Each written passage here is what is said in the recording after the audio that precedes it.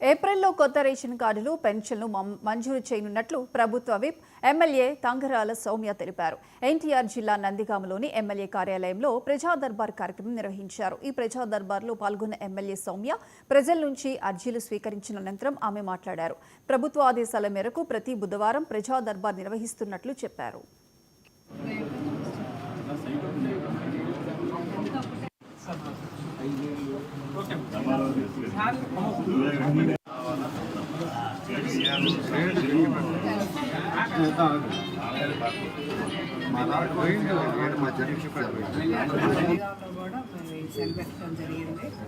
అదేవిధంగా మేము ప్రతి వారం ఒక్కొక్క మండలంలో పెడతామండి. ఈరోజు నందిగామ టౌన్ మండలం వచ్చేసి ఇక్కడ నందిగామలో పెట్టాము. తర్వాత వీరులపాడు, చందలపాడు, కంచిచందం ప్రతి మండలంలో పెడతామండి. మరి 9 నెలలైంది ఎన్డీఏ కూటమి ప్రభుత్వం వచ్చి.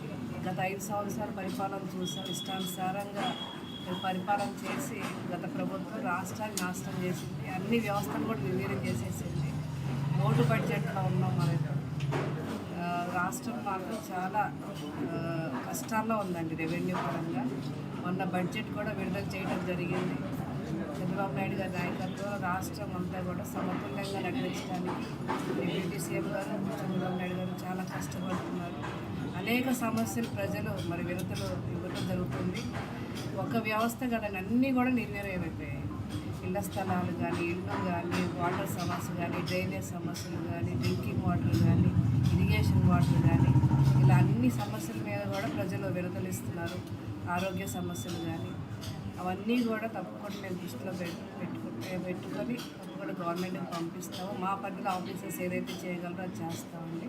ఎప్పుడు కూడా ఈ ప్రభుత్వం ప్రజలకు అందుబాటులో ఉంటుంది. ఇది మంచి ప్రభుత్వం.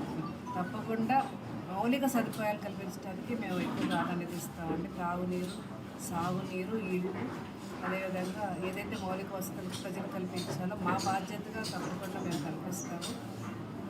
అదేవిధంగా నందిగామ టిడ్కో హౌసెస్ మీద కూడా కొన్ని వెనుకలు వచ్చాయి. గతంలో